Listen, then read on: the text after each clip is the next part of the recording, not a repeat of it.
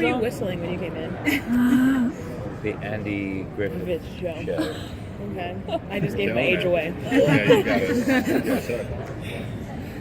Sean, your father was a minister, and I was wondering how that ties, for you now to be on The Exorcist, how it feels. Like, is there any kind of real relationship there? I know you're really close to your father.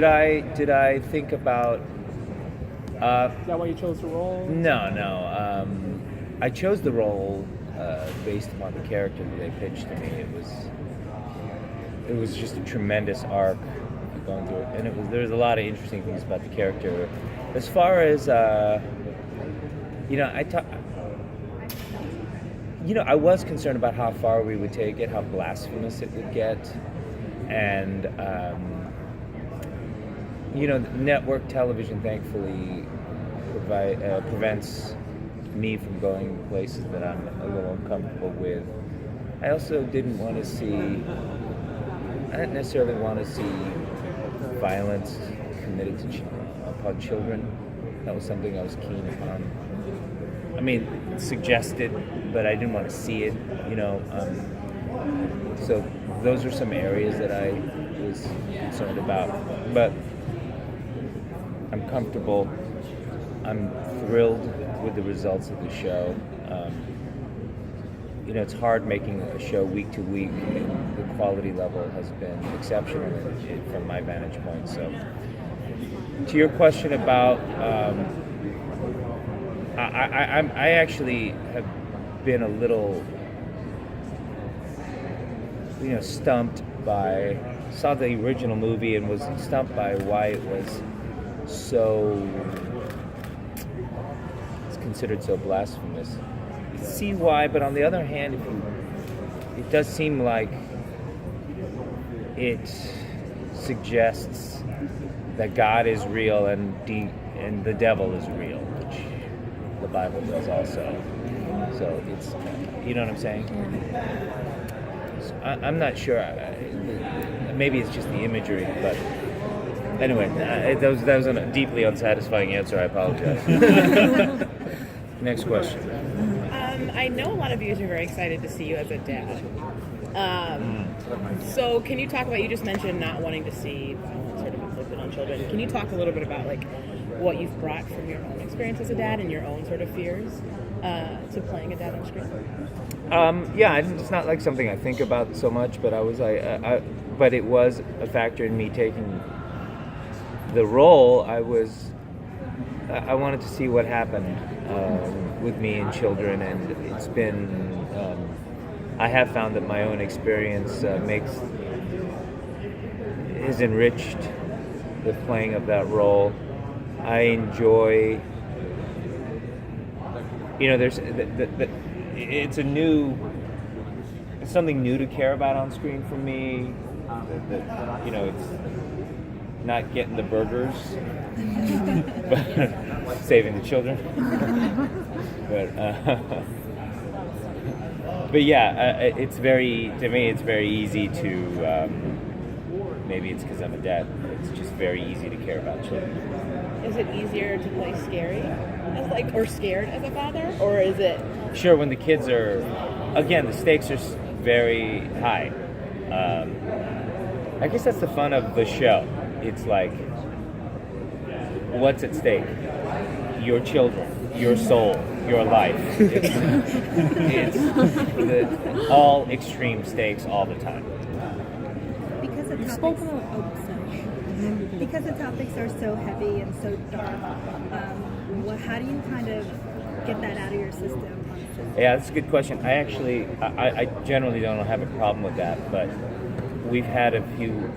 I tell you, these last few weeks have been so dark for me as an actor,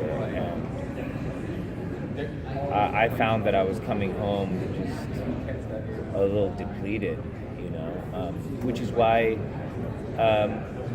I started a very intense heroin habit.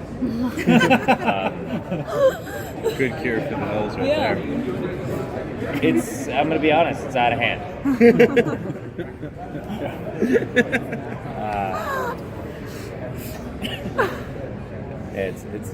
But it is not so much, you know, the gothic visuals or whatever. It's just, you know, being in peril all the time and worrying about your family members and your soul. It's just constant, and the grief. It does. You just spend time there, and it's very hard not to be affected at some point. What's it like playing Andrew Kim in The Exorcist compared to your last role in another horror series, in Sleepy Hollow? Well, I'm just trying to remember. It's been a Andy while. with his neck twisted around.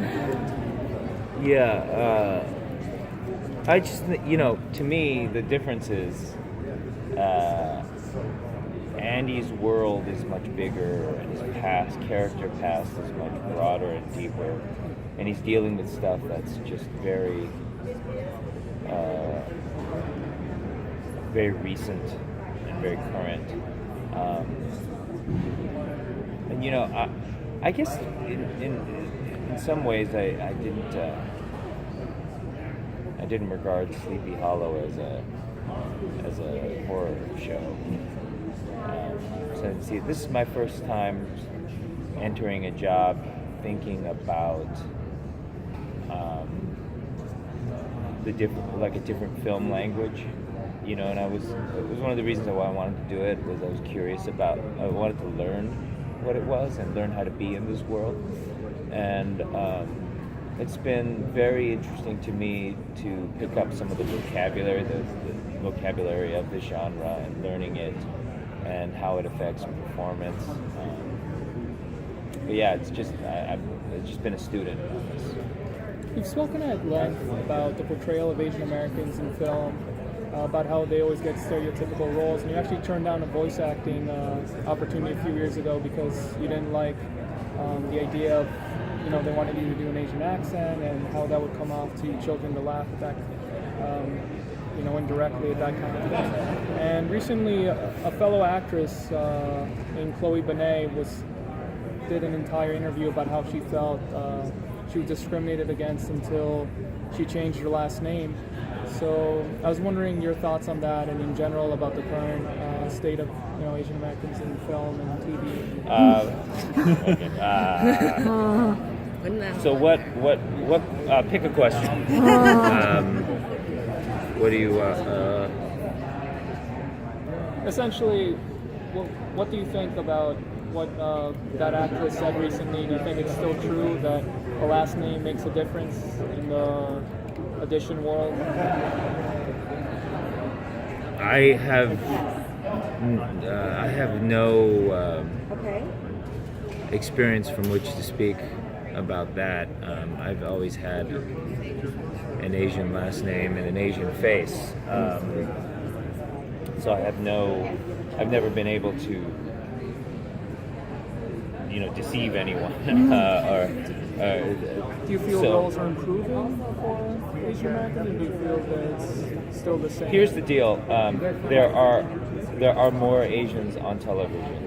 The question is, what are they doing on television and in film? And the second level of question would be,